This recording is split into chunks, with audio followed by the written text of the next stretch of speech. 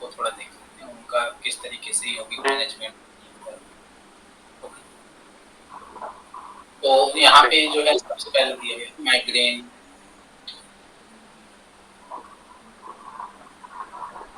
Migraine में जो है हम क्या क्या योगा प्रैक्टिस जो है वो देख सकते हैं इस तरीके।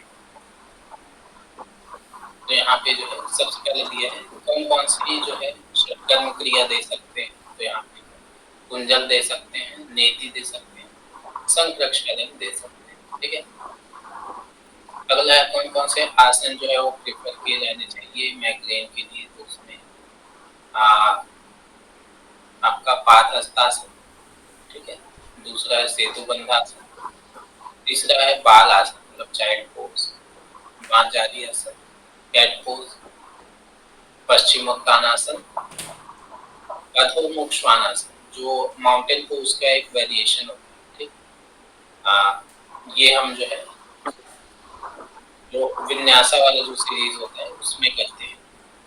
माउंटेन पोज की तरह ही होता है अधोमुख श्वानासन। अधो मतलब कि नीचे, मुख मतलब कि फेस, ठीक है, और श्वान मतलब कि डाउनवर्ड फेसिंग पोज। अगला है पद्मासन। अगला है जानुशिरासन। अगला है मत्स्येंद्र आसन। ये जो है पूर्ण वाला नहीं करना है, सिंपल वाला। अगला है वीरासन और लास्ट है शवासन। ये सारे आसन जो है माइग्रेन में प्रेफर किए जा रहे हैं। ठीक है। अगला है कौन कौन से प्राणायाम दे सकते हैं। तो उसमें आपका नाड़ी शोधन हो गया, अनुलोम विलोम हो गया और भ्राम। मेडिटेशन के तरीके से कहें तो फिर आप योग निद्रा जो है वो उसमें प्रेफर कर सकते हैं। ऐसा ही मतलब मोस्टली जो है जब आप देखेंगे ये आपका न्यूरोलॉजिकल जो डिजीज उन सब में मोस्टली जो है इसी तरीके के प्रैक्टिस हो। एक और एग्जांपल देख लेते हैं आपका एंजाइटी का। ओके। एंजाइटी में जो है मेनली एक तरीके से हाइपर एक्टिविटी होती है। ठीक है। तो इसमें भी जो है जल नेति प्रेफर किया गया है। कपाल भाती लिखा हुआ है, ये जो है देख देख के देना होता है, पर्सन टू पर्सन ये जो है वेरी कर जाता है, किसी किसी में देना है किसी में नहीं देना है इस तरीके। ठीक है। अगला है आसन में जो है धनुरासन, सेतुबंध आसन, देखो वही वही आसन जो है थोड़े रिपीट हो। मत्स्य आसन, ठीक है, फिश पोज बोलते हैं, मांझारी आसन, कैट काउ पोज, पश्चिमोत्तानासन, अधोमुख श्वानासन, पादहस्तासन, जानुशीर्षासन और शवासन। ठीक है। प्राणायाम भी जो है आपके सेम है, अनुलोम विलोम, नाड़ी शोधन और भ्रामरी। क्योंकि ये मैंने बताया थोड़ा सा हाइपर एक्टिविटी वाला जो प्रैक्टिस प्राणायाम जो है वो सूदिंग वाले रहेंगे, रिलैक्सिंग वाले रहेंगे। हाँ, इसमें शीतली वगैरह भी जो है आप प्रेफर कर सकते हो जो थोड़े ठंडे वाले हैं। मेडिटेशन में यहाँ पे स्पेशली गायत्री मंत्र जब बताया गया और योग निद्रा। ओके।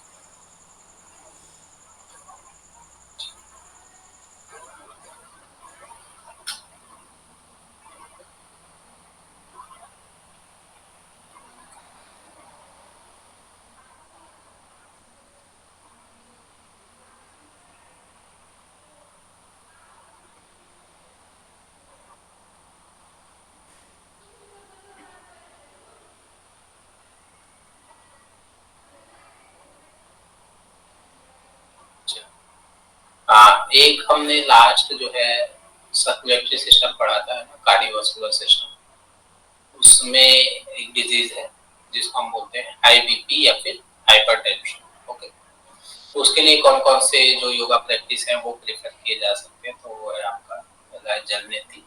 ठीक है। कहीं कहीं पे जो है थोड़ा कंफ्यूजन हो जाता है कि जैसे ये हार्ट से रिलेटेड प्रॉब्लम है तो इसमें हम जो है हृदय धौती वगैरह दे सकते हैं क्या, इस तरीके का। तो वमन वगैरह कई लोग जो है कहते हैं, तो वमन वगैरह जो है वो नहीं देना है। ठीक है। क्योंकि उनका बीपी ऑलरेडी बढ़ा हुआ है। और जो सॉल्ट वाटर है वो आपका बीपी को बढ़ाने का और काम करता है। और हम जो है वमन वगैरह में डायरेक्ट क्योंकि इनटेक करते हैं है ना सॉल्ट वाटर, तो वो सब जो है प्रीफर नहीं किया जाएगा। ठीक है। आसन में ताड़ासन, तिर्यक ताड़ासन, कटी चक्रासन, पवन मुक्तासन। ठीक है, पवन मुक्तासन लेट के जो करते हैं। अगला है वज्रासन। नेक्स्ट है गोमुखासन, शशांकासन। अगला है वक्रासन, फिर भुजंगासन, मकरासन। लेट के करना है। ठीक है, चिन्ह में हाथ रखने वाला जो प्रैक्टिस होता है, रिलैक्सेशन वाला पोज होता है। अगला है आपका शवासन। ओके,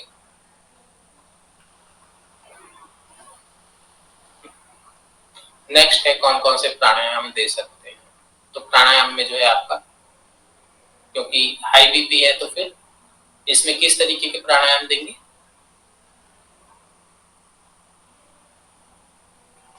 जिससे मतलब कि जैसे ना बढ़े, जैसे सूर्य वेदी तो नहीं चाहिए, शीतलीकरण वाले, मतलब शांत करने वाले। हाँ, उसमें जो है शीतली हो गया है। शीतली कैसे करते हैं। शीतली जीव को मोड़ के पाइप नुमा संरचना बना के उससे वायु श्वास को अंदर खींचते हैं। कौन सी मुद्रा कहते हैं।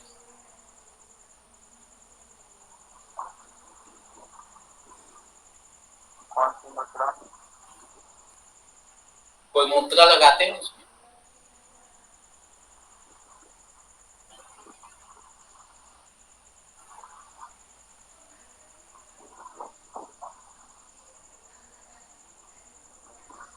वो जो टंग फोल्ड करते हैं उसका नाम है क्या।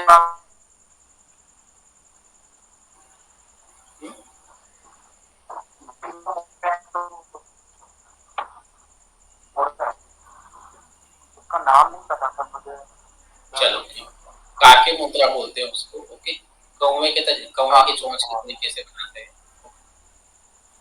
शीतली प्राणायाम। अगला है शीतकारी प्राणायाम। शीतकारी में जो है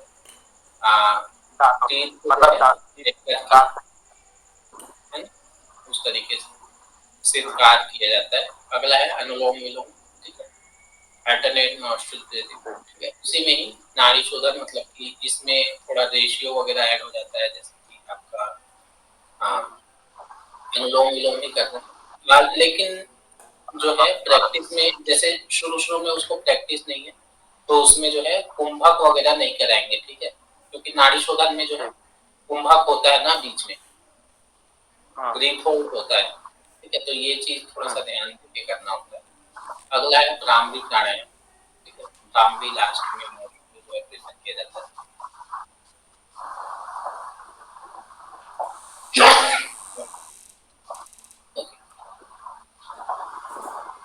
मुद्रा, कौन कौन सी मुद्रा दे सकते हैं। तो पहला है आपका हृदय मुद्रा। हृदय मुद्रा पता है क्या।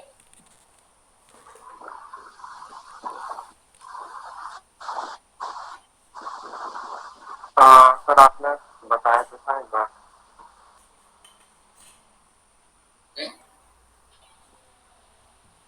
हृदय मुद्रा सर बताया था आपने, मतलब ये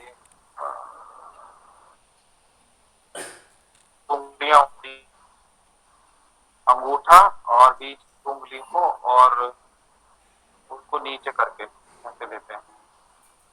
चलो इसको देखो, अपान मुद्रा पता है।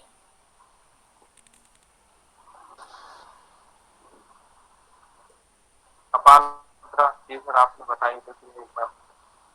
चलो, अपान मुद्रा सर ये जो दोनों बीच की मुद्राएं होती है ना, उसी की तरह ही होता है लगभग, वही मतलब छोड़ के अपान मुद्रा में क्या करते हैं। होता है थोड़ा थोड़ा इसमें तो रिंग फिंगर है। ओके, और वो साइड वाले उसको छोड़ दे, इन दोनों को मिलाते हैं। ओके, अंगूठे से। और जो हृदय मुद्रा है उसमें क्या करते हैं, इसी के साथ इंडेक्स फिंगर को थंब के रूट में और लगा देते हैं। ठीक है, जी जी जी। हाँ मैं वही बोलना चाह रहा था, पर वो उंगली का नाम नहीं याद है। ठीक, ओके, तो ये हो गई आपकी हृदय मुद्रा। ओके, अगला है प्राण मुद्रा। तो प्राण मुद्रा में आपका जो स्मॉल फिंगर है और रिंग फिंगर है, उन दोनों को मिलाते हैं और बाकी की दोनों उंगलियों को इस तरीके से जोड़ते हैं। ठीक है, मूल बंध आपको पता ही होगा, है ना? मूल बंध का अभ्यास इसमें कर सकते हैं, इस तरीके से होता है। अगला है मेडिटेशन। मेडिटेशन में कौन कौन सा कर सकते हैं? पहला है अनाहत चक्र का मेडिटेशन, क्योंकि हार्ट से रिलेटेड प्रॉब्लम है तो हृदय चक्र का जो है आपका ध्यान कर सकते हैं। ठीक है, और योग निद्रा रिलैक्सेशन के तरीके से।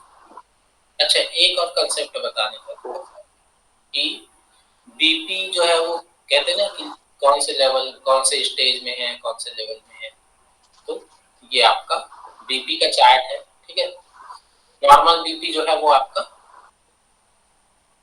120 से 128, 80 120 mm। हाई वाली है और 80 नीचे वाली है। सॉरी, जो 120 है वो नीचे वाली, ऊपर हाई वाली है ना सर, और 80 वाली नीचे के लिए। हाँ, 120 जो है वो सिस्टोल है और 80 जो है वो डायस्टोल है। डायस्टोल जी। ठीक है, जी सर।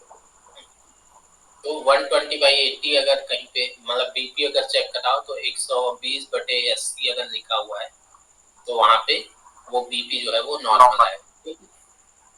उसके बाद आता है प्री हाइपरटेंशन। देखो, बीपी को हाइपरटेंशन कहते हैं। ठीक है, तो प्री हाइपरटेंशन में क्या होगा, मतलब कि बीपी होने के पहले पहले वाला लक्षण। तो उसमें कितना हो सकता है? 139, मतलब कि 120 से लेके 139 तक बीपी अगर आ रहा है। ठीक है, और इसमें 80 से लेके 90 के बीच में अगर आ रहा है तो ये जो है प्री हाइपरटेंशन के तरीके से मेंशन किया जाएगा। ठीक है, जी।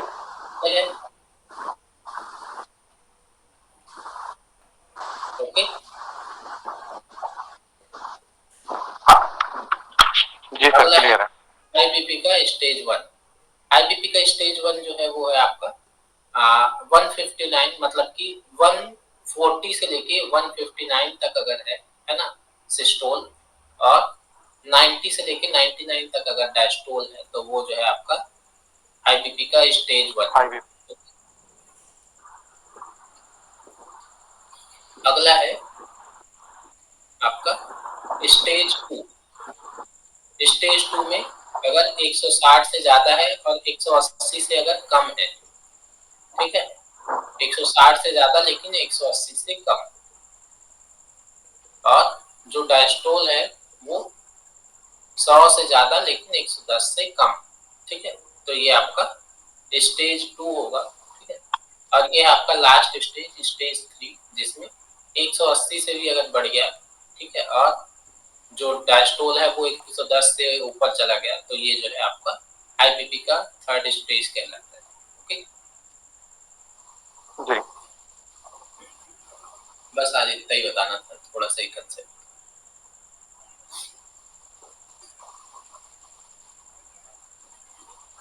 बाकी कोई डाउट है क्या? नहीं